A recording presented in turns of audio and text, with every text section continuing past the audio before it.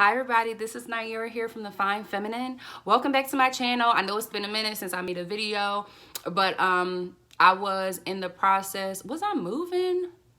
I feel like I was moving or something like that. But I was in the process of moving and I had to do a lot of stuff. I had doula training.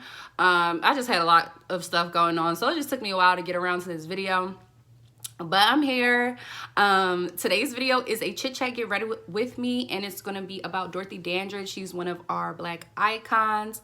I love her so much. Her life deserves more light and more attention, and I'm so happy to bring you guys this video today. I hope you like it. Don't forget to subscribe, share. So if you want to see how I got this look, this cute little holiday classic red lip liner look, and want to hear about Dorothy Dandridge's life, continue watching.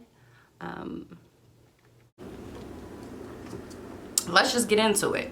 Cyril and Ruby got pregnant with Dorothy. She already had an older sister named Vivian. Her mom got pregnant with her, and while she was pregnant, she decided she wanted to leave her husband, Cyril. Now, the story goes that Ruby was a wild girl. She had big dreams of, making it big in Hollywood. She wanted to be famous. And, Cyril, he just wanted a regular life. He wanted to take care of his family. He didn't want all that, stuff that Ruby was on. When she was pregnant with Dorothy, she left him. Crazy, right? Especially during this time. This is 1922. So she just up and left her husband, and he could not find her. Child, apparently she was running around in the streets, like living with people in the community, in the Black community. Because remember, back then, especially around the time of like the Great Migration and whatnot, Black people kind of had more unity than we do today. And she was living with friends from the church, friends just in the community, and he could not find her. November 9th, 1922, she has Dorothy. She was born in Cleveland, Ohio. Now, while Dorothy and Viv were growing up, their mom was a maid, and she also was singing for the church. She ended up hooking up with this lady named Geneva Williams. And like I said, this back in the day, her and Geneva was special friends, So they was in a whole relationship while Dorothy and Viv were growing up. And while Ruby was out and about working at people's houses and being a maid, she left Geneva to take care of to take care of Viv and Dorothy. Ruby sang for the church and all of that stuff. That's how Dorothy and Viv started out. The girls became this group called the Wonder Twins. Even from a younger age, like, Dorothy hated singing, at least live. She hated singing live. She hated having to, get in front of people and perform. She always preferred film and just recordings. She just never wanted to go up there and in front of a group of people. She just had stage fright about that kind of stuff. And for some reason, she just always knew that, like, she wanted to be an actress. But once they got old enough, Geneva and Ruby decided they wanted to go to Hollywood, because Ruby always wanted to be in Hollywood too. She wanted to be an actress. She wanted to, be a star as well. So her and Geneva decided, let's move there so we can be where the work is at and, make these moves, make this money, which it wasn't really a bad thing at all. But it ends up causing trouble later on. When they moved to Hollywood, Dorothy and Viv couldn't go to school anymore because they had to work. And this is back in the day where school really wasn't that important, especially when, you can just go to Hollywood and make it big and make money that way. And this was back when, you know, singing was a big deal. Everybody sang live and all of that stuff. So it was natural that, you know, you give up school and you go work and make money to support your family. So that's exactly what Ruby and Geneva decided to have Viv and Dorothy do. They added a third member to the group, because remember I said they were the Wonder Sisters. They added one of their neighbors to the group, and that's how they became the Dandridge Sisters, which the Dandridge Sisters are the precursor to like the biggest girl groups of life in general, you know, when it comes to black culture. So like the Supremes, Destiny's Child, you know, you name it. When it comes to girl groups, the Dandridge Sisters did it first before the Supremes. And nobody talks about that. And for the life of me, I don't understand why. Now, this is in like 1938. So like I said, Dorothy was born in 1922. So she's like 16 at the time. And she's performing in clubs, like clubs and venues in Hollywood with grown men and, you know, stuff like that. In 1938, she started performing in a cotton club with her sisters and, well, with her sister and the other friend. And that's where she meets Nicholas, Harold Nicholas of the Nicholas brothers. Now, the Nicholas brothers are a big freaking deal. They were a set of brothers that were performers, tap dancers. You can look up their videos on YouTube. But they were a real big deal. Like Ray Shrummer back in the day, you know. These are two young black men with money. Harold was like 17 at the time when he met Dorothy. And he was a player. Like, he was a ho-ho. But when he seen Dorothy, him and his brother wanted her. And Harold won. You know, Harold got her. But everybody told Harold, you know, you a hoe. She's a good girl. Treat her right. Like, treat her right. Of course, you know, that Negro did not listen. They ended up getting engaged. She was 17 and Harold was 18 when they got engaged. After they got engaged, she and her sister went to London, because back then black performers made way more money overseas and they just had way more respect than they did while here in America. So they went over there, they was performing and whatnot, but Dorothy started burning out. Ruby is out here working and stuff, and by the time they moved to Hollywood, Ruby actually started acting, and she was like, you know, playing maids and whatnot in movies too. So she went from being a real maid to playing a maid. And she obviously left Geneva to, you know, watch over Dorothy and Viv and make sure everything was okay while, you know, they were overseas. But Geneva started obsessing over Dorothy's virginity.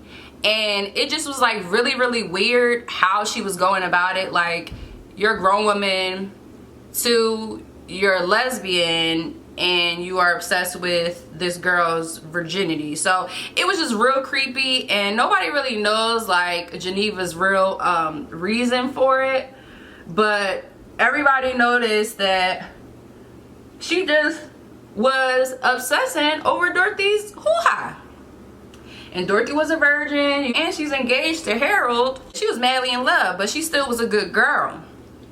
Child, one day, Dorothy came home from a date.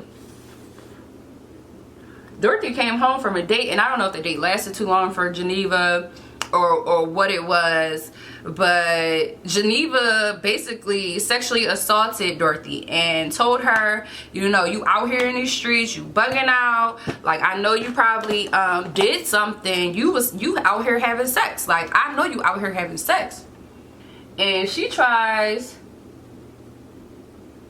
to do an exam on Dorothy, you know, kind of like the whole T.I. hindman check.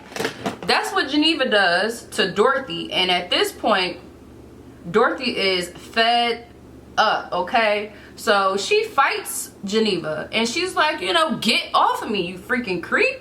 And after that, Dorothy was like, I'm done with this, like, y'all got it. It was just weird about how, like, Geneva was obsessed with Dorothy's sexuality. Like, it had got so bad that she was like bonding her breasts, like binding them down to make her, you know, less womanly. And it's like she was getting threatened by Dorothy's sexuality. And for me, it's like, why are you threatened by this girl's sexuality? Like, why? You know, it's just like patriarchy back in the day too. But it's like, I would hope that there weren't any other, like, you know, things going on where maybe, you know, she was kind of attracted to Dorothy or just some weirdness going on.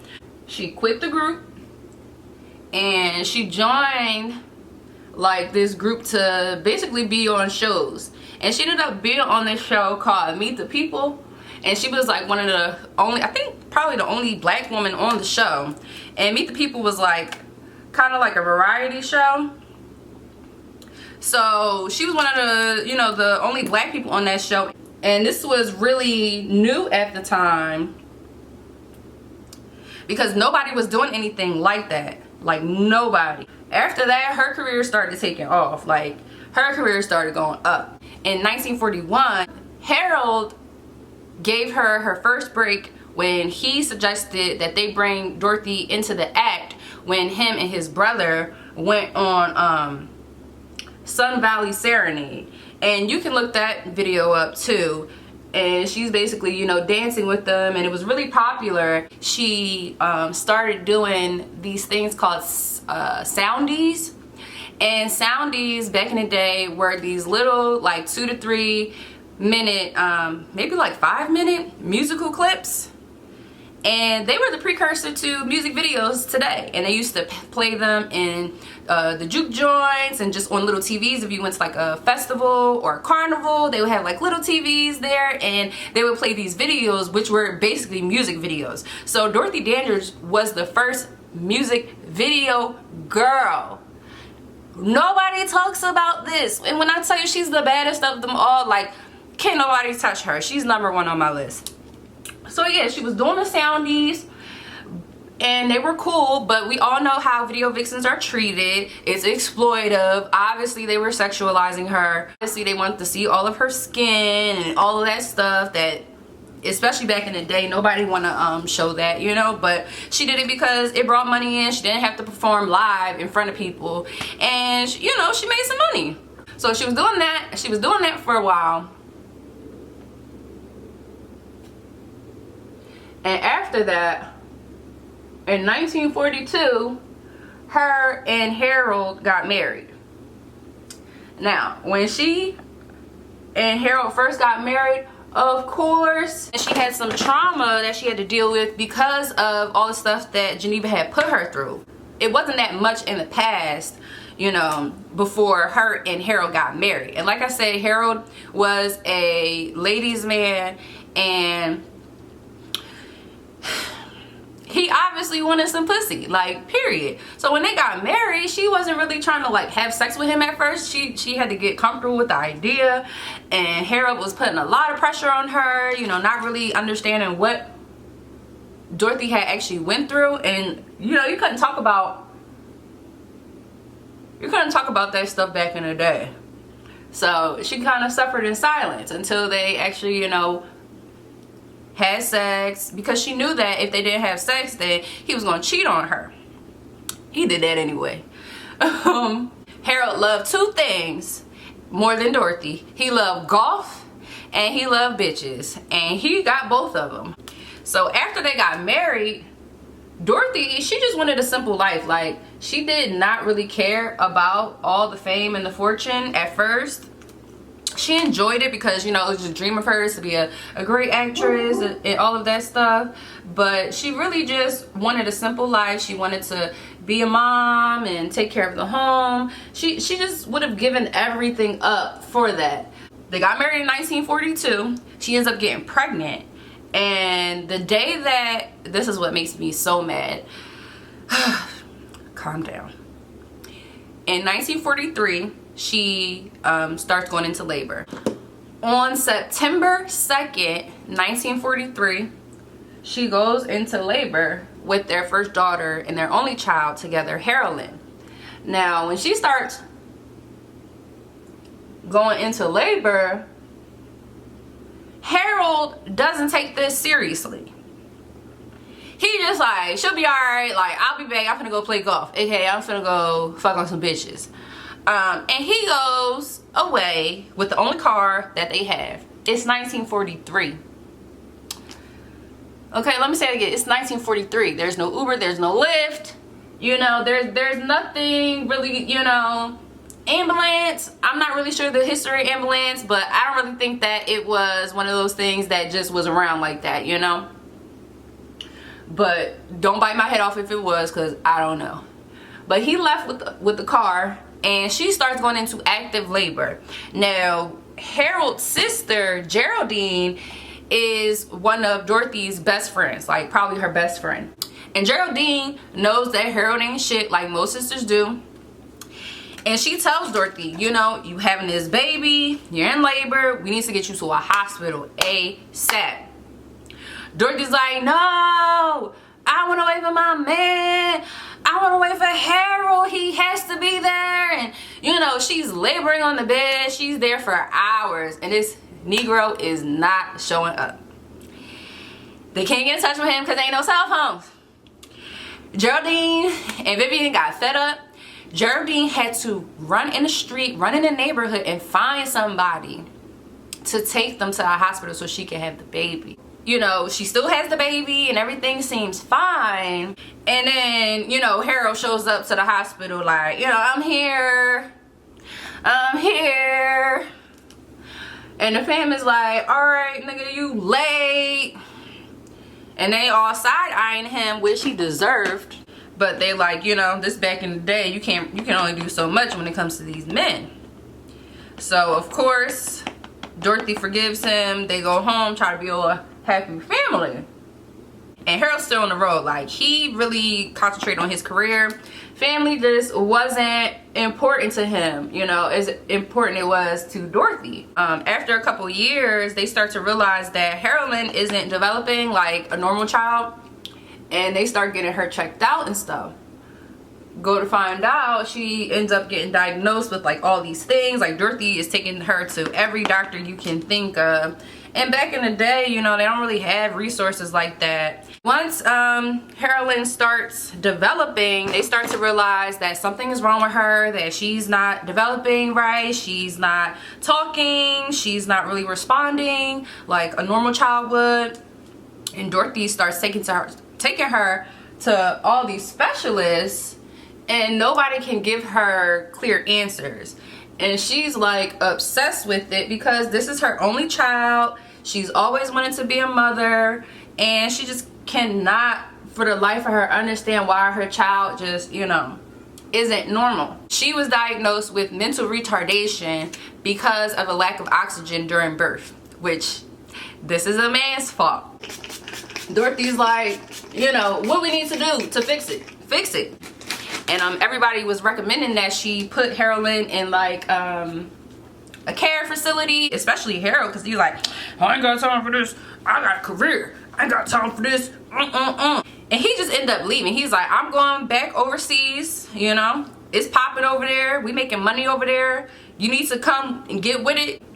For the next couple of years, Dorothy is trying to take care of Harolyn, you know, but it just gets too much and she needs full-time care. It just was devastating, and obviously was devastating for Dorothy's mental health, because she's thinking, this is my fault because I didn't go to the hospital soon enough. And her mom is like, baby, I know it's hard, but you have to figure out something because you need money. Like, we can't take care of Harolyn unless you make money, and you know how to make money. Like, get back in these streets. But while all of that's happening, Dorothy starts popping pills.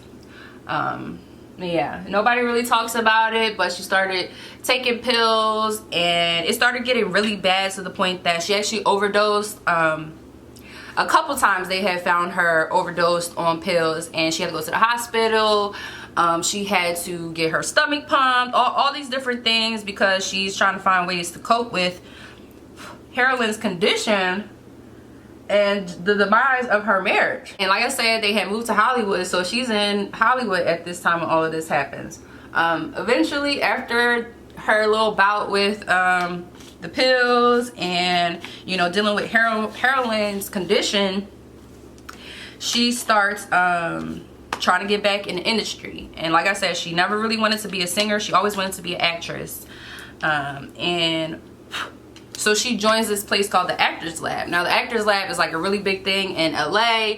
A lot of people went there to learn how to act, and just, it was a community for growing actors to, you know, get together, learn, get parts. Like, it just was a community. And they used to like go out and have like little gatherings and parties and stuff like that too. And this one time, Dorothy actually danced with one of the white actors there, and this lady wrote an entire article on it in the paper, talking about, you know, Dorothy's raggedy and all this stuff, like just popping a bunch of shit. White lady popping a bunch of shit. Oh, she shouldn't be doing stuff like that, you know, get away from my white man. And Dorothy was always down with the swerve. So, you know, she ended up responding in another paper, and it was really classy. It was like one of the first examples of like a public clapback, at least in the press, when it comes to like actors and actresses and stuff like that. So it was a real good moment in history. After she responded to the woman, Hollywood started to re-examine like its race relations and how like they go about stuff. But like I said, Hollywood still didn't want to make space for black actresses outside of the roles that her mom did, like, you know, a maid, a nanny, a slave, those types of things.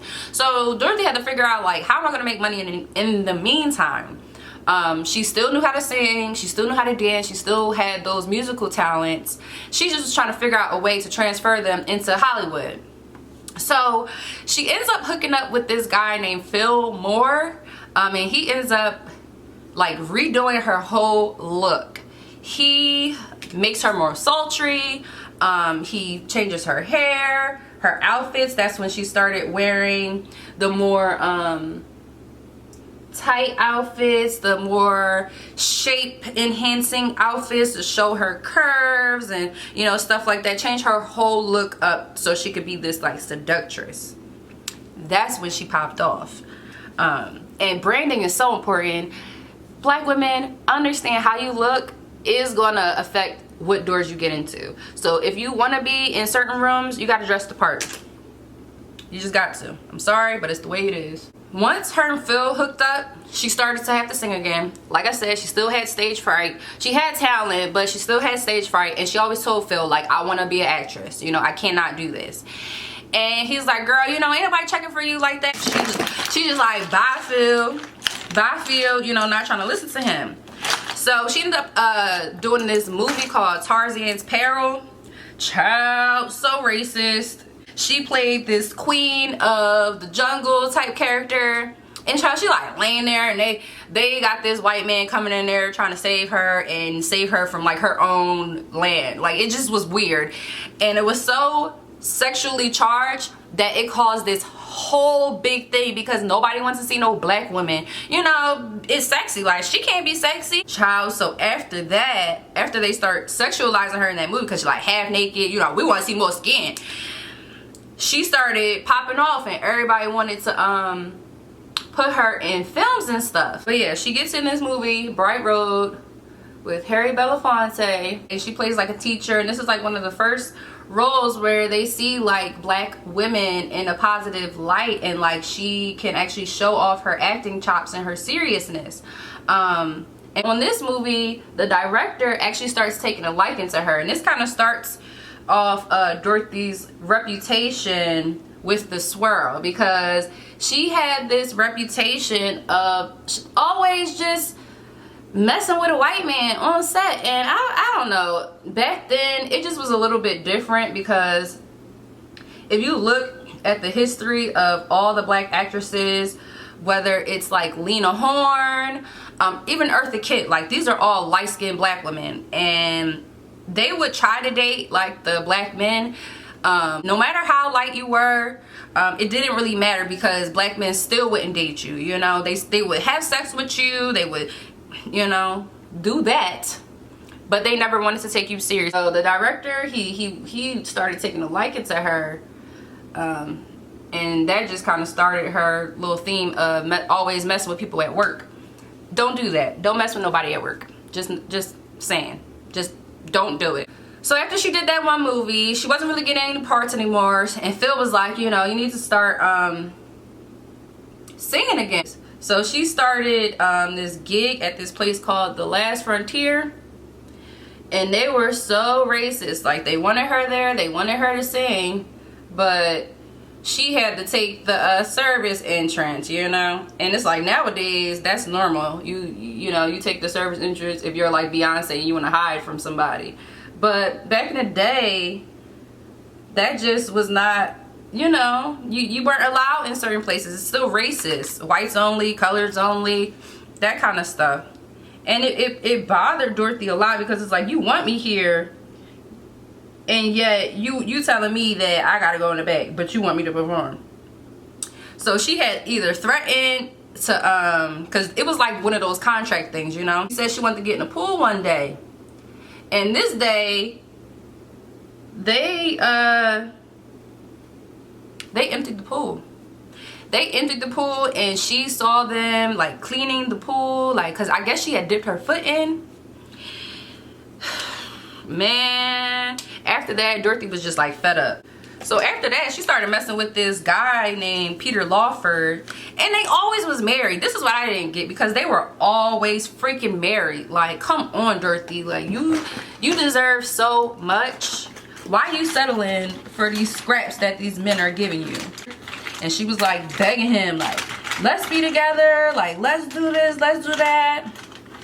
And he was just like, girl, bye. Like, you know, we would get crucified. And he was right. Like, what are you expecting? If I leave my wife and I'm out here publicly with you, I'm not going to be able to work. You know, nobody's going to hire me. And nobody's going to hire you. So she just like really couldn't cope with the realities of racism back in the day. And she started, you know, doing the pills again. She started doing pills. Then she started adding alcohol to it. But she was making money, so nobody really said anything. This is the early 50s, and they start announcing that they about to do an all-black remake of Blizzé's Carmen. And Carmen is an opera, and if you've seen Carmen a Hip Hopper featuring Beyonce, ding ding ding ding ding, that's what it is. But the original version. And Dorothy, she really wanted the part of Carmen. Like, everybody wanted the part of Carmen, but the director's name was Otto Preminger. He had this really bad reputation in the industry for being a hard ass. Like, he just was a big bulldog, and he just bullied everybody. When Dorothy went to audition for the role, he took like one look at her and he was like, ah, no. Like, you are nobody's Carmen. Look at you, girl, you too nice. You's a Cindy Lou.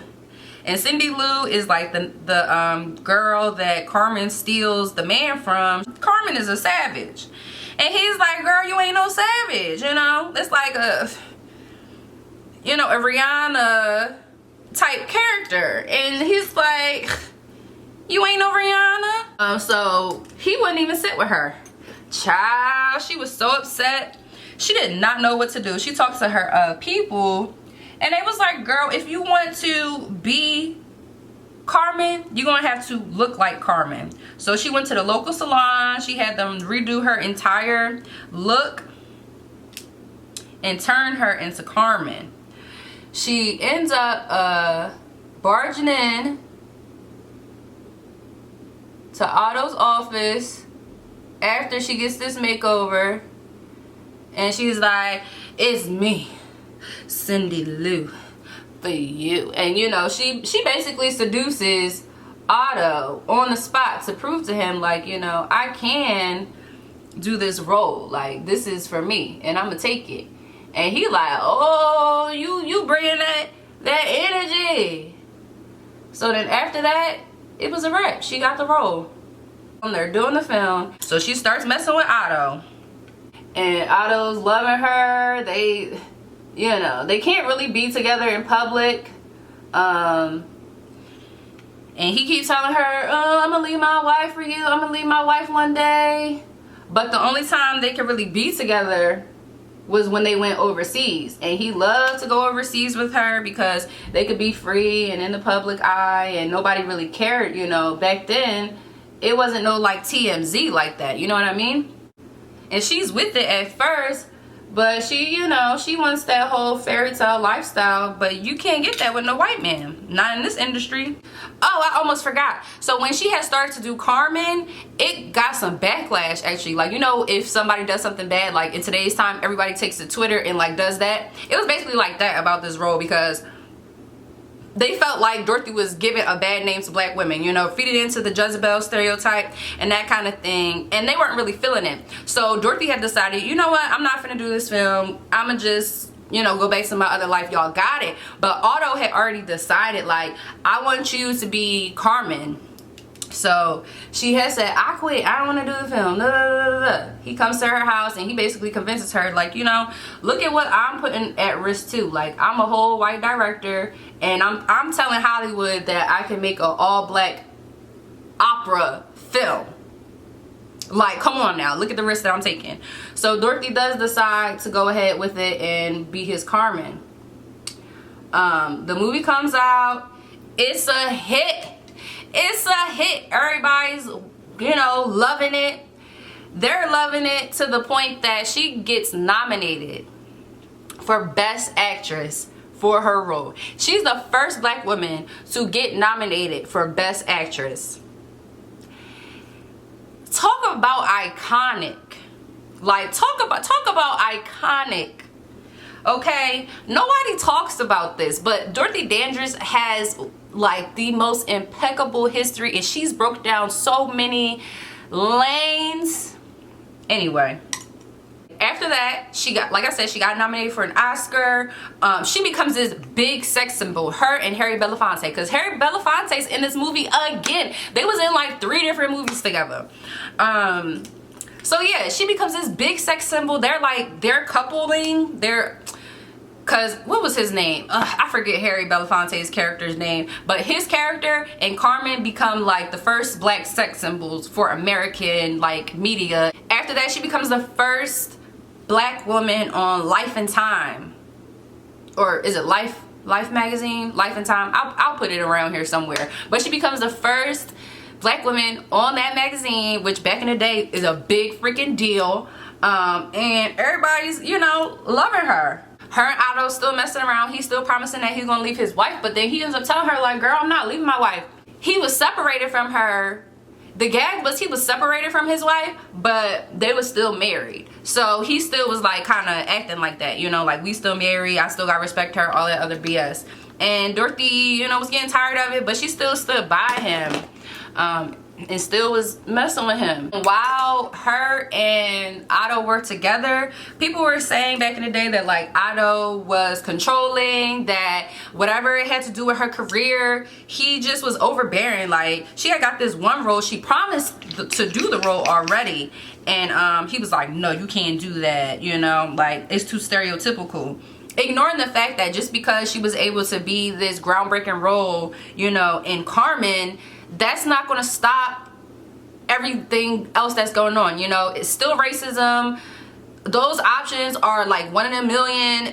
Those experiences aren't normal. So she had made commitments to do other films that weren't, you know, ideal, but it was money. And he was like, no, don't do it. So she started getting blackballed essentially in the industry because of Otto's overbearingness and attempts to control her career. So after they were dating for 2 years about, they separated. Dorothy does this movie called Island in the Sun. Now, if you have not heard about Island in the Sun, it's a film that deals with interracial relationships. And this is back in the day. Dorothy did the first interracial on-screen kiss. Like, when I tell you this woman has a list of firsts, I need to like have a tally of like the first things that she did. But she was the first person, her and hers, you know, her opposite, Harry Belafonte were in this film too. And Harry Belafonte was with a white woman and she was with a white man.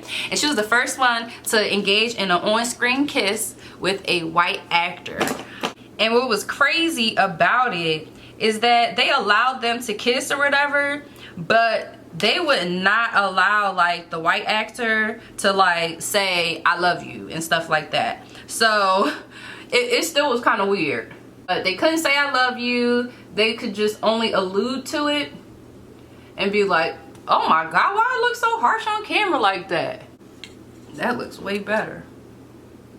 It's like, you know I care about you, right? You know I love you, girl. You know I love you, right? And she's like, yeah, I know you love me, you know. And then they kiss and now kiss. And people were freaking out about it, but it was so groundbreaking that they had to fuck with it, you know? They had to fuck with the vision. So she did that too. My girl was booked and busy, all on pills and alcohol. I don't know how she managed to do it, but she did. And I think she was messing with the co-star in this film too. It was another white man. It was just a hot mess. His name was Kurt Jensen or Jersen, something like that. After that, she wasn't really getting a lot of films, and they wanted her to do this film called Porgy and Bess, and people were telling her like, you know, don't do this film. I don't think it's gonna be a good idea. Like, everybody was telling them, you know, it just wasn't a good thing. And she went ahead and did it anyway. And they deemed her a sellout. Like, when I tell you that movie flopped.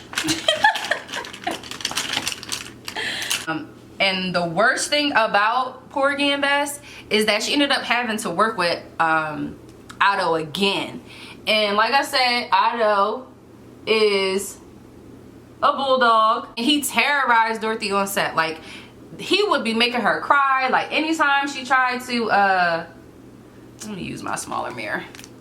Anytime she was working or on set, he would just be like, you're not doing it good enough, you suck, like, you trash, all this stuff, and just making her cry because she didn't want to mess around with him no more. And he just was so upset at her about it. Like, men just do too much.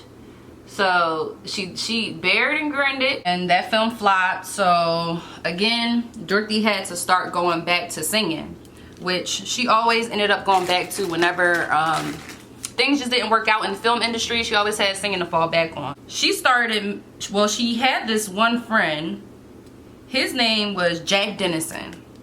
And I just wish that Dorothy stopped dating white men like in her career, because they just ruined her. Every single time, you know, she would date another white man, it would be another man that just dragged her down, you know. They were friends for a minute, and he just was a mean man. Like, everybody that knew him said he was just mean. He was abusive.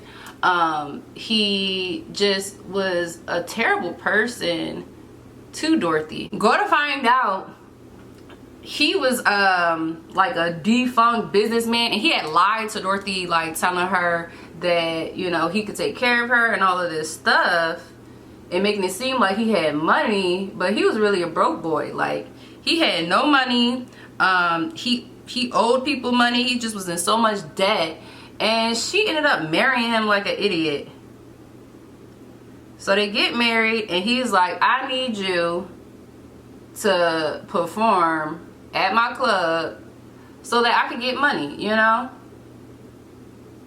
And she's trying to be a good wife and help him, and she does it. And it just goes to show you, like, these men will pimp you out, and she ended up just slaving for him, you know, slaving for him, slaving for his causes.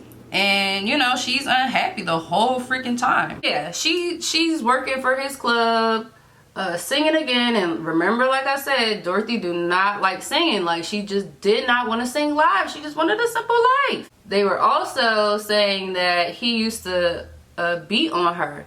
So he used to abuse her verbally and physically and financially, which is really sad. And Dorothy just was so depressed during all of this. And like I said, she had started doing pills and stuff and drinking again. So she just was on all types of messed up. And after 3 years of them being together, they ended up getting divorced finally. Like, girl, you should never even married him. I got my lashes on. Let those dry and do my brows. So yeah, she hooks back up with Earl Mills, which is her old manager. You know, getting her gigs, getting her engagements, trying to get her money back up. And it was a really good time for Dorothy. Like, she started making money. It just was really good for her. But she just was still troubled. Like, she had such a troubled spirit. And she just had been through so much that it's just hard to come back from that kind of stuff, you know. So she still was dabbling in the pills, still, you know, she was on antidepressants. It just was a lot going on that she just was trying to cope with, which is the saddest part about everything. And like the days and a few months like leading up to her death, she was saying a lot of eerie things. Like, you know, she was talking to Geraldine, you know, if anything happens to me, you know, I love you, or I know you'll understand, or just these things alluding to death. And nobody really understood like why she was saying these things. But it's like when people know that they are about to die or they're going to do something, they will, you know, let you know that you just got to check on people and make sure they're good. And especially people that you know are suffering with mental illness, depression, anxiety, bipolar disorder, schizophrenia, you name it. You know, you just have to check on people. And a simple, you know, what's going on, are you okay, can do wonders in saving somebody's life. So the day before Dorothy died, she had talked to Geraldine. Like I said, she was spending a lot of time going over her life and talking to people and calling people. You could tell she was trying to tie up any loose ends she had, which should have been a warning. But people just thought she was so good and happy, you know, that she just would bounce back like how she had always bounced back. September 8th, 1965, she spoke to Geraldine. And she was supposed to go to New York with Earl the next day. He was going to come to her house and come and get her to take her to the airport and everything because she had some engagements. And what's weird is the night before Earl was supposed to come and get her, she had like told him, come a little later, you know, like, I'm gonna be doing stuff, like, just come later. And when he tries to get in touch with her that day, he went over there to go and pick her up, like I said, and she was not answering the door. People knew like Dorothy's history with drugs, alcohol, addiction, mental illness, just all the stuff that was going on with her. So obviously Earl was like frightened, like, what if something happened to her? Like, what if she hurt herself? So he broke into the house and he found her dead, and she had died like in the bathroom, and she just was laid out on the floor. And she had also had an injury to her foot like a couple of days before. So like she I guess she had fell or tripped or something had happened. But they were saying that, you know, she passed away September 9th. They found her. Earl found her, and they said that she had overdosed on her antidepressant. There were just archaic methods of handling mental illness and depression and anxiety and all that stuff. So they gave her this drug, lithamine or something like that. And she overdosed, they said, accidentally. That's up for debate just because there were a lot of letters around. She had written a lot of suicide notes just over the years, and those things don't really expire. You know, once you write a suicide note, if you end up passing away under weird circumstances, they can kind of classify it still as a suicide, just because of the nature surrounding your death. And it was very suspicious how she died, you know, from her telling Earl, you know, don't come now, come a little later, to, you know, to the phone call she had made. Also the letters, like I said, and just her history with mental illness and her overdosing in the past. So one theory is that she did purposely try to kill herself and she purposely overdosed. Another one, they had declared her death an accidental overdose. It's really up to you to decide. Nobody really knows because nobody was there with her, which is like the saddest part is that, you know, she died alone, and she was there alone. I don't want to get emotional, but she was there alone when she passed away. So, excuse me. So yeah, like I was saying, that was one theory that they had, and it just was really sad that that was one of them. And there was another theory that she could, because she had injured herself a couple of days before, that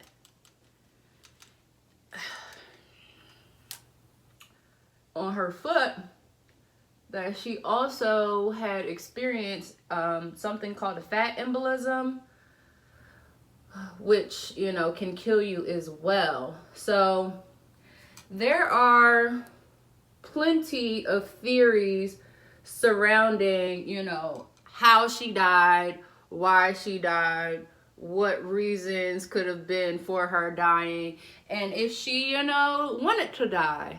I'm sad that, you know, it happened the way that it happened. I don't really know what to feel. Like, I don't really know what the truth is, and I wish there was a way for everybody to know, like, what really happened. And that's part of the saddest things about her death, is that nobody knows, you know, if it was intentional or if it was accidental, because she was just getting on with her life. You know, she was finding peace, she was getting better, she was taking care of her mental health, and she was taking her medicine, you know. So it's just so sad that that's what ended up happening. And like I said, she left a bunch of notes. She said that, you know, one of the notes was like she wanted to be cremated and something done to her ashes. But they did end up cremating her like she asked, and, you know, she did get all of her wishes in the end.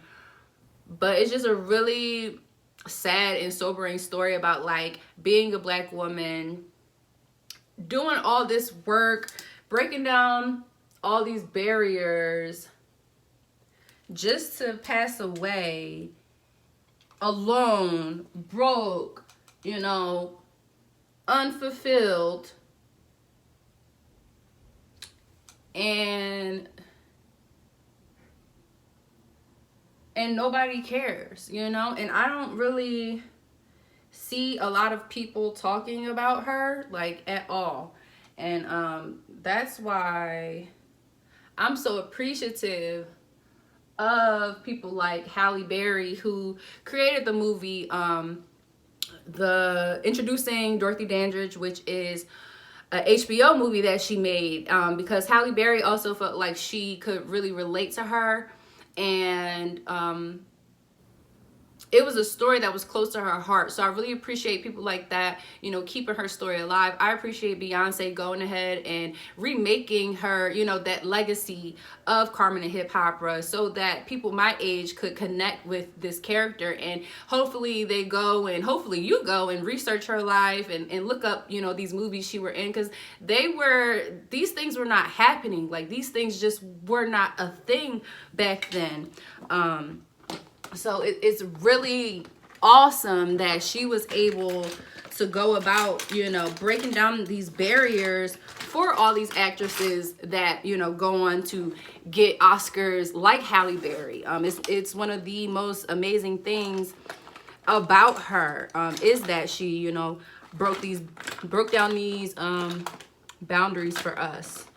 But it's just really sad, just the circumstances of her death. And I honestly have a hard time coping with it, even though I never knew her, but I always have a hard time coping with her death. And I really want to bring more life to our idols, because we have history in this country. Like, Black people have a rich history, and Black women in particular are just some dynamic human beings, and we go through so much in silence. And I wish that, you know, we did have a way to talk about these things, you know, like dealing with racism and sexism in the intersection of our lives and like careers, and how it just impacts us, and what it's like to carry that, and you know, what it's like to always have to be a strong Black woman even when the world is doing you so dirty, you know? And it's kind of frustrating when we as a culture, we exalt these idols like Marilyn Monroe, when people like Marilyn Monroe were taking notes from Dorothy, you know? Those looks, and that's part of the reason why I'm doing a look like this, you know, classic red lip and stuff. But we only pay attention to the white idols and the white women. But we have our own Marilyn Monroe. And her name is Dorothy Dandridge. So this one is for her. I really hope that you guys appreciated, you know, this video. I'm not really like a makeup YouTuber type thing.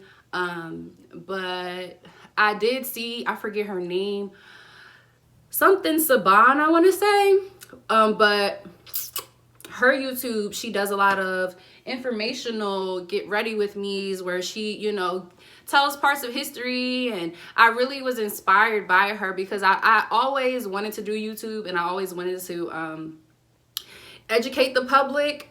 But I just didn't always want to just sit here and talk about makeup, and sit here and you know, talk about clothes, because there's so much other things that we could focus on as well. Like the outside, it doesn't matter, you know. People looked at Dorothy and she was beautiful. People obsessed over her. Like, her beauty just, oh my God, like, look at her, you know what I mean? And people just didn't understand how much pain she was in, and how depressed she was, and how hurt and broken and bitter she was for her existence.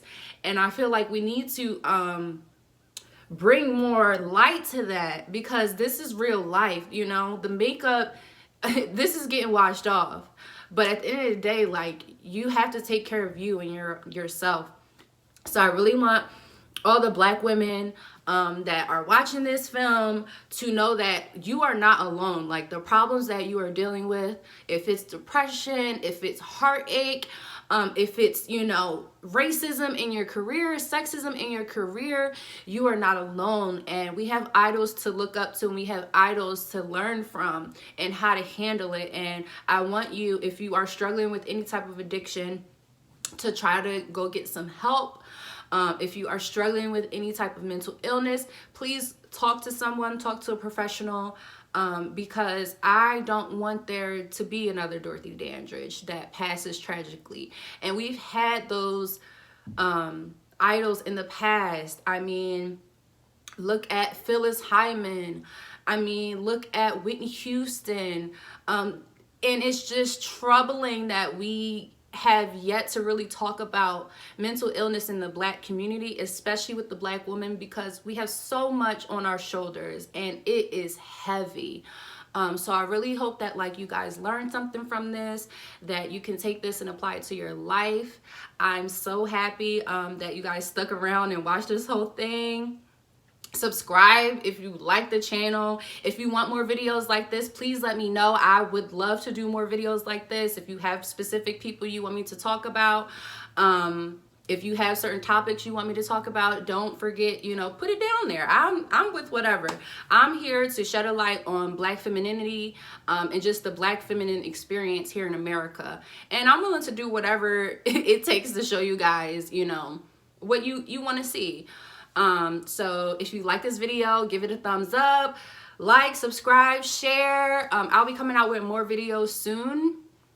And I hope you guys have a good day. I love you so much. You deserve the world. And have a great day. Bye.